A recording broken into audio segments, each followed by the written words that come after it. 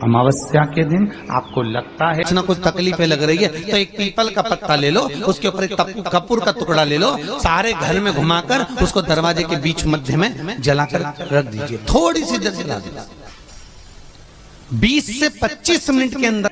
स्वयं गुरु बाबा कहते हैं, राम सुनो, यदि कोई आरती में पूजन में घर में एक कपूर का टुकड़ा आरती के बाद में जब समर्पित करेगा तो उसको अश्वमेध यज्ञ का पुण्य प्राप्त हो जाएगा। अश्वमेध यज्ञ के पुण्य को पाने के लिए कपूर का टुकड़ा आज भी आरती में जलाया जाएगा, आज भी। एक कपूर का टुकड़ा सुखा का, इसीलिए हमारे यहाँ शास्त्र कहता है महाराज, जब आपको घर में अगर ऐसा लगने लगे कि 15 दिन से बहुत बेचैनी है, बहुत दुख तकलीफ लग रही है, कोई ना कोई बीमार पड़ रहा है, कुछ ना कुछ तकलीफें लग रही है, तो एक पीपल का पत्ता ले लो, उसके ऊपर एक कपूर का टुकड़ा ले लो, सारे घर में घुमाकर उसको दरवाजे के बीच मध्य में जलाकर रख दीजिए। थोड़ी सी देर जला दीजिए, 20 से 25 मिनट के अंदर मकान में एनर्जी वापस आ जाएगी, उस भवन में एनर्जी वापस प्राप्त हो जाएगी। अमावस्या के दिन आपको लगता है कि हमारे पूर्वजों का उद्धार नहीं हुआ, हमारे पूर्वजों का कल्याण नहीं हुआ, कहीं अधोगति में कोई चला गया है, उसका बस एक बार, रोज नहीं जरूरत है, प्रतिदिन जरूरत ही नहीं, महीने में एक बार अगर अमावस्या के दिन भी आपने चंदन के थोड़ा सा चंदन अगर मेरे देवाधिदेव महादेव को 7 स्थान पर समर्पित किया है।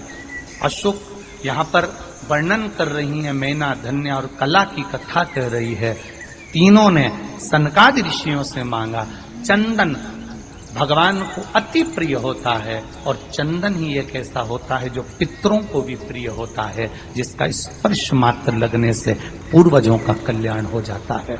वो चंदन का 7 स्थान शिवलिंग के बताए हैं, जहां पर भूल से भी अगर कोई चंदन की उंगलियां लगा देता है, 7 स्थान ऐसे हैं जहां चंदन की मात्र उंगलियां लगा देने से ही शिव पितृलोक के पितरों को मुक्ति प्रदान करके वैकुंठ लोक का निवास दे देते।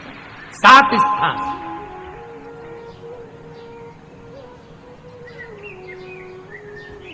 और वो 7 स्थान जो चंदन के बताए गए, पहला भगवान देवाधिदेव महादेव के शिवलिंग पर चंदन का लेपन। समझ लेना जरा बहुत अच्छे से। आपको लगता है स्वप्न में कोई मुर्दे दिख रहे हैं, या कोई जल रहा है, या कोई मर रहा है, या कोई चला गया है, ऐसा भय लगता है। बच्चों को मानी भेजूंगी ऐसा हो जाएगा, पति को मानी भेजूंगी ऐसा हो जाएगा, कोई हमारे कोई गलत तो नहीं कर रहा है, आपको लगता है। 7 स्थान चंदन के बताएं महाराज। पहला शिवलिंग, दूसरा जहां गणेश जी का स्थान है, मालूम है ना सबको, जम के बोलो जरा, मालूम है ना सबको, जहां गणेश जी का स्थान है वहां अलग से गणेश जी बैठे, वहां नहीं, शिवलिंग में जलाधारी के ठीक सामने, राइट में गणेश, लेफ्ट में कार्तिकेय, बीच में अशोक सुंदरी। तो पहला चंदन बाबा के शिवलिंग पर, दूसरा गणेश जी पर चंदन की उंगली, तीसरा षडानंद कार्तिकेय पर चंदन की उंगली, चौथा अशोक सुंदरी पर चंदन की उंगली, पांचवा जलाधारी पर चंदन की उंगली, छठा जो शिवलिंग का जल बह रहा है इसके ठीक विपरीत की ओर चंदन की उंगली, और 7वां चंदन नंदी के मस्तक के ऊपर जो 2 सींग लगे रहते हैं उस पर चंदन की उंगली। ये कब लगाई जाती है? या तो अमावस्या के दिन आपको लगता है कि हमारे पूर्वजों का उद्धार नहीं हुआ, हमारे पूर्वजों का कल्याण नहीं हुआ, कहीं अधोगति में कोई चला गया है, उसका बस एक बार, रोज नहीं जरूरत है, प्रतिदिन जरूरत ही नहीं, महीने में एक बार अगर अमावस्या के दिन भी आपने चंदन के थोड़ा सा चंदन अगर मेरे देवाधिदेव महादेव को 7 स्थान पर समर्पित किया है। अशोक यहाँ पर वर्णन कर रही है, मैना, धन्य और कला की कथा कह रही है। तीनों ने सनकादि ऋषियों से मांगा। चंदन भगवान को अति प्रिय होता है और चंदन ही एक ऐसा होता है जो पितरों को भी प्रिय होता है, जिसका स्पर्श मात्र लगने से पूर्वजों का कल्याण हो जाता है, वो चंदन का। आपके घर में पितृदोष है, आपको ऐसा महसूस होता है, आपको लगता है, तो किसी भी नवरात्रि के पहले जो अमावस्या पड़ती है, मान लो अपन अमावस्या पड़ी, आप एक अंदाजा लगाइए, तो जिस दिन अमावस्या रहे उस दिन चावल की कटोरी में एक कपूर का टुकड़ा रख दीजिए महाराज, छोटा सा, और कपूर का टुकड़ा रखकर उस कपूर को दरवाजे के बाहर कटोरी में ही, चावल रखी हुई कटोरी में ही उसको पितरों का स्मरण कर कर जला दीजिए।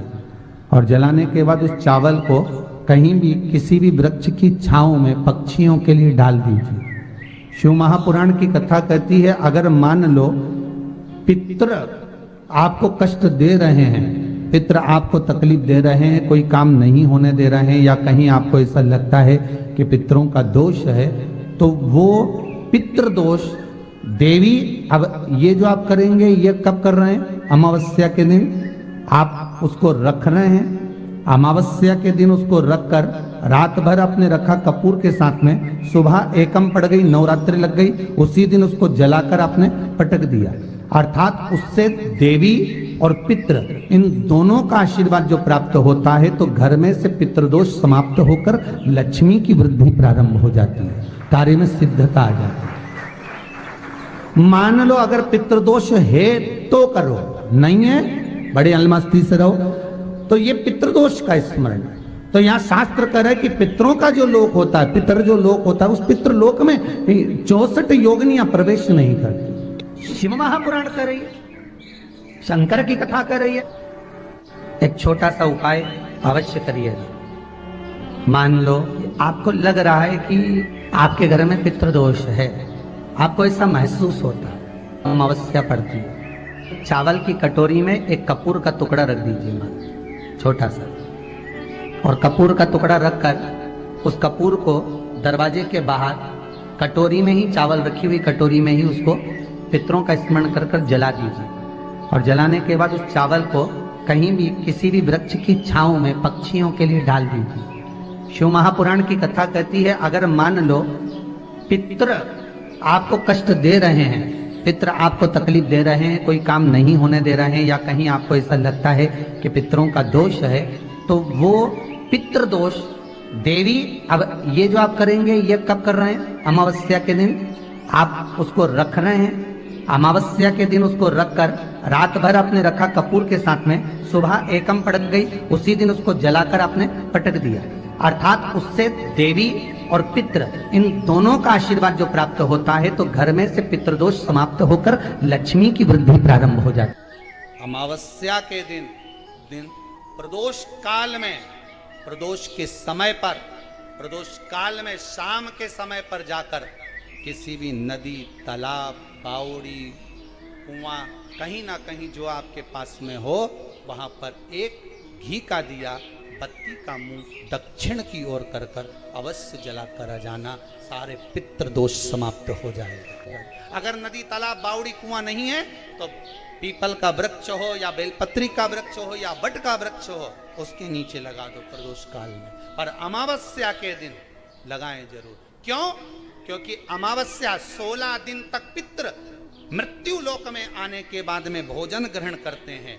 अमावस्या के दिन पितृ शाम के समय प्रदोष काल में शंकर भगवान का नाम जाप कर कर नदी, तालाब, बावड़ी पर पानी पीने जाते हैं, वहां से जल का आचमन कर कर पितृ अपने लोक को चले जाते हैं प्रदोष काल के समय पर। इसलिए प्रदोष काल में जलाशय के पास में बावड़ी, कुआं, नदी, तालाब के किनारे पर दिया लगाया जाता है, दक्षिण की ओर मुख कर कर बत्ती का, तो पितृ आशीर्वाद देते हुए जाते हैं कि फलो फूलो, आगे बढ़ो, उन्नति करो, तरक्की करो। ये पितरों का आशीर्वाद रहता है, पितरों का वर रहता है।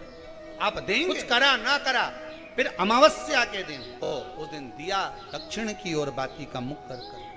7 स्थान ऐसे हैं जहां चंदन की मात्र उंगलियां लगा देने से ही शिव पितृलोक के पितरों को मुक्ति प्रदान करके वैकुंठ लोक का निवास दे।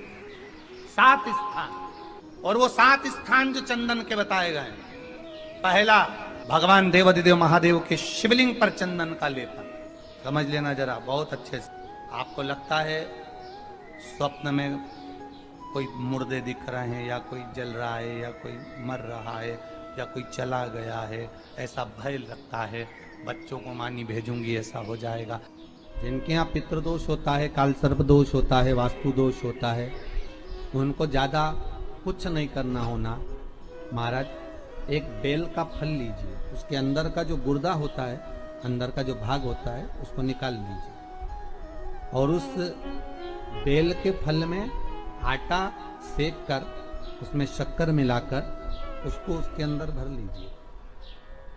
अमावस्या के दिन सुबह 10 बजे से पहले उसको अपने घर में घुमाने के बाद में जिसको काल सर्प दोष बताया है, पितृदोष बताया है, या वास्तु दोष का स्मरण बताया है, घर में सब दूर घुमाकर अपने परिवार का हाथ का स्पर्श कराकर पीपल के पेड़ के नीचे खड्डा खोदकर उस बेलपत्र के उस फल को दाब दीजिए। महाराज, केवल एक अमावस्या करना रहता है, पितरों के दोष से मुक्ति मिलती है और हमारे घर के कार्य सफल होना प्रारंभ हो जाता है।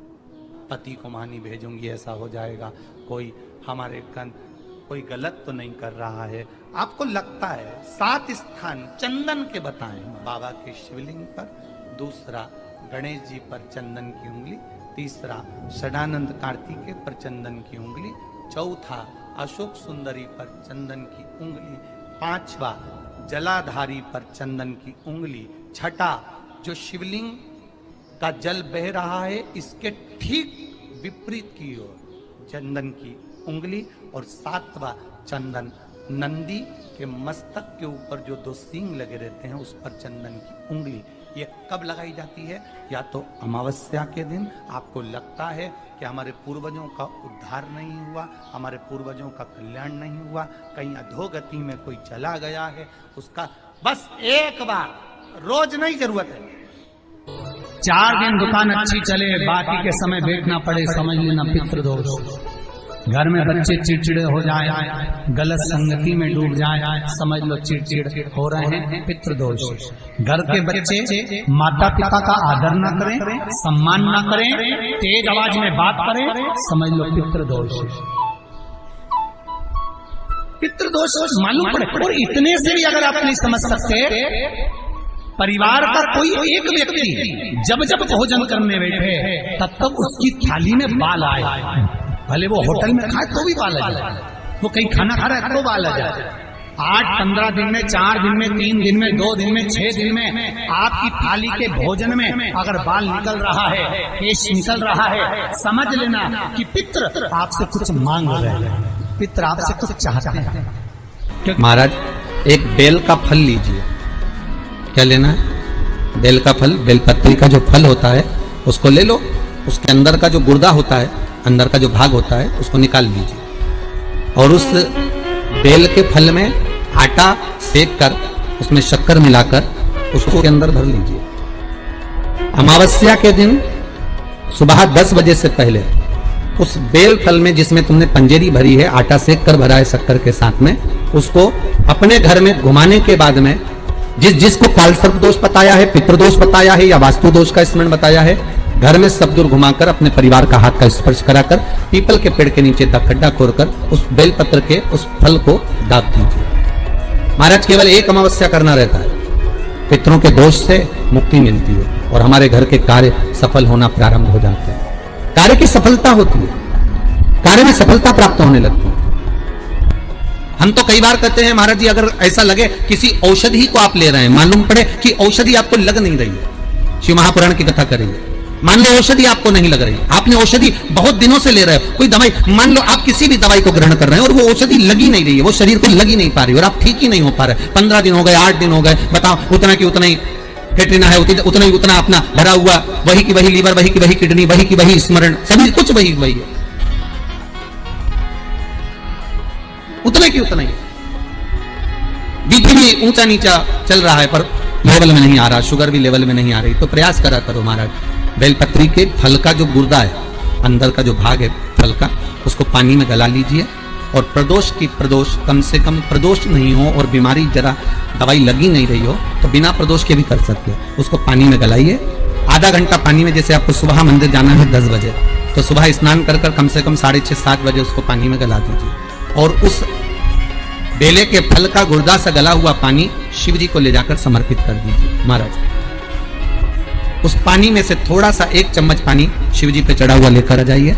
उस पानी को जो बीमार व्यक्ति है उसको औषधि देने से पहले मात्र आधी चम्मच से भी आधा चम्मच उसको दे दीजिए।